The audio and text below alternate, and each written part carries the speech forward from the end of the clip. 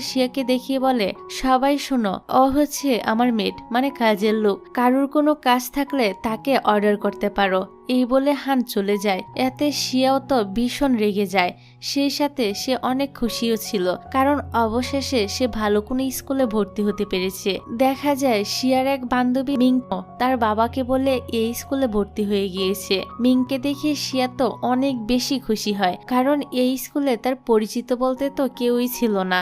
নিজের বান্ধবীকে পেয়ে সে অনেকটা আত্মহারা হয়ে যায়। যাক, এবার তারা দুজনে ক্লাসরুমের দিকে যেতে শুরু করে। শিয়া দেখে কয়েকটা ছেলেরা একটা ছেলেকে বুলি করছে। শিয়া সেদিকে যেতে গেলে মিং তাকে থামিয়ে বলে, আমরা এই স্কুলে নতুন, তাই কোনো ঝামেলায় না জড়ানোই ঠিক হবে। পরের সিনে দেখা যায় প্রিন্সিপাল স্যার ক্লাসরুমে নতুন একজন টিচার নিয়ে আসে আর বলে এই ক্লাসের মেন টিচার মিলিটারি ট্রেনিং এ গিয়ে আহত হয়েছিল।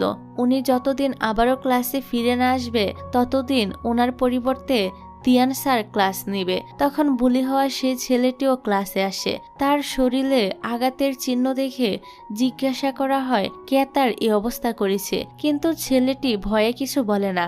শিয়া উঠে বলতে চায় কে তার এই অবস্থা করেছে, কিন্তু মিং তার স্কার্ট টেনে তাকে থামিয়ে দেয়। স্কার্ট ধরে টানার সময় শিয়ার স্কার্টটি ছিঁড়ে যায়। পরে মিং সেটা সেলাইও করে দেয়। এবার শিয়ারা যখন ক্যাম্পাস দিয়ে যাচ্ছিল তখন সবাই তাকে দেখে হাসছিল। শিয়া মিংকে জিজ্ঞাসা করে সে ঠিকমতো সেলাই করেছে কিনা। মিং বলে সে একটু স্টাইল করে সেলাই করে দিয়েছে, আমরা দেখতে পাই সে কেমন স্টাইল করেছে। আর এই জন্যই মূলত সবাই হাসাহাসি করছিল। যাই হোক, দ্বিতীয় ক্লাস শেষে শিয়া আর মিং বাইরে বের হয়। শিয়া বলে টিচার বলেছে অন্যায় দেখলে প্রতিবাদ করতে। এই বলে শিয়া পাঁচ মারার অ্যাক্টিং করতে গিয়ে হানের মুখে মেরে দেয়। এতে করে হান আর শিয়া দুজনেই পড়ে যায়। লিন তখন শিয়াকে ধরে ওঠায়। এদিকে মিং তো লিনকে দেখে ক্রাশ খেয়ে বসে থাকে। হান শিয়াকে বলে, তুমি কি চোখে দেখতে পাও না? শিয়া বলে না। হান বলে, তুমি মেড হয়ে মালিকের মুখে মুখে কথা বলছো? তুমি কি জানো আমি তোমার কি অবস্থা করতে পারি? এখানে ওদের দুজনের মধ্যে তো ছোটখাটো একটা ঝগড়া শুরু হয়ে যায়। এদিকে পুরো স্কুলে রটে যায় হানের মেড হানকে মেরেছে, কিন্তু হান তাকে কিছুই বলেনি। কথাটা এক কান থেকে পাঁচ কান হয়ে যায়। ওয়ানজি নামের এক মেয়ে তো শোনে শিয়া প্রেগনেন্ট আর বাচ্চার বাবা হলো হান। কথাটা সে তার বান্ধবী মৌকে জানায়। মৌ তো এই কথা শুনে রেগে ফায়ার হয়ে যায়, কেননা সে হানকে পছন্দ করত। কি একটা অবস্থা, কি কথা থেকে কি কথা হয়ে গেল। অন্যদিকে দেখা যায় হান শিয়াকে বলে এ সেকশনের সবাইকে সফট ড্রিঙ্কস সার্ভ করার জন্য। শিয়া ডোর ওপেন করতে একটি বাস্কেটে তার মাথায় পড়ে। এটা দেখে ক্লাসের সবাই হাসতে শুরু করে।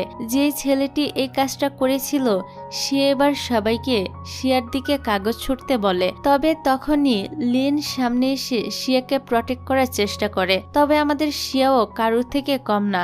শিয়াও ময়লার ঝুড়ি থেকে কাগজগুলো তাদের দিকে ছুটতে শুরু করে। ফাইট শেষ করে শিয়া ক্লাসে আসলে দেখে মৌ আর ওয়ানজি তার জন্য অপেক্ষা করছে। মৌ বলে, আমি শুনলাম তুমি হানের বাচ্চার মা হতে চলেছ। শিয়া তো এ কথা শুনে পুরাই হতভম্ব আর বলতে থাকে গুজবটা দেখছি ভালোই ছড়িয়েছে। মৌ বলে, দুধ ডেলিভারি গার্ল থেকে এত বড় স্কুলে পড়ার সুযোগ পেয়েছ, এটাই তোমার জন্য যথেষ্ট। সে হানের কাছ থেকে শিয়াকে দূরে থাকা থ্রেড দিয়ে চলে যায়। অপরদিকে হান তার ক্লাসে এসে জিজ্ঞাসা করে তখন শিয়াকে বুলি করার কাজটা কে করেছিল। একটা ছেলে উঠে বলে তারা টিচারের সাথে ওই প্র্যাঙ্কটা করতে চেয়েছিল, কিন্তু টিচারের জায়গায় হানের মেড চলে এসেছিল। হান বুঝতে পারে কাজটা গাও করেছে। সে ধমক দিয়ে বলে নেক্সট টাইম থেকে যেন এমন কিছু আর না হয়। দুপুরে লাঞ্চ টাইমে কিছু স্টুডেন্টরা শিয়ার জন্য খাবার নিয়ে আসে। তারা মনে করছিল হানের সাথে শিয়ার রিলেশন রয়েছে, এজন্য তারা তার বন্ধু হতে চাইছিল। তবে শিয়া তাদের নিয়ে আসা খাবার খেতে চায় না, কারণ সি ফুডে তার অ্যালার্জি রয়েছে। কিন্তু সবার অনেক জোরাজোরিতে শিয়া খাবারগুলো খেয়ে নেয়। তারপর আবারও শিয়াকে ক্লাসে দেখা যায় অলরেডি অ্যালার্জির জন্য তার চুলকানি শুরু হয়ে গিয়েছিল। টিচার শিয়াকে একটি প্রশ্ন করে এবং সামনে আসতে বলে। উত্তর দেওয়ার পর চুলকাতে চুলকাতে ফিরে যাওয়ার সময় শিয়ার হাত লেগে একটি দামি ফুলদানি পরে ভেঙে যায়। তিয়ান স্যার বলে, এটা আমি প্রিন্সিপাল স্যারের কাছ থেকে চেয়ে নিয়ে এসেছিলাম, এখন কি হবে? শিয়া বলে সে এটার দাম দিয়ে দিবে। টিচার বলে, এটা এটার মূল্য অনেক বেশি, তুমি দিতে পারবে না। শিয়াকে আপসেট হতে দেখে স্যার তাকে ক্লাসে ফিরে যেতে বলে। এবার শিয়া ক্লাসে আসলে সবাই জিজ্ঞাসা করে টিচার তাকে ধরে মেরেছে কিনা। শিয়া বলে না, মারেনি, শুধু একটু বকা দিয়েছে। বন্ধুরা সবাই জিজ্ঞাসা করে ওই ফুলদানিটার দাম কত।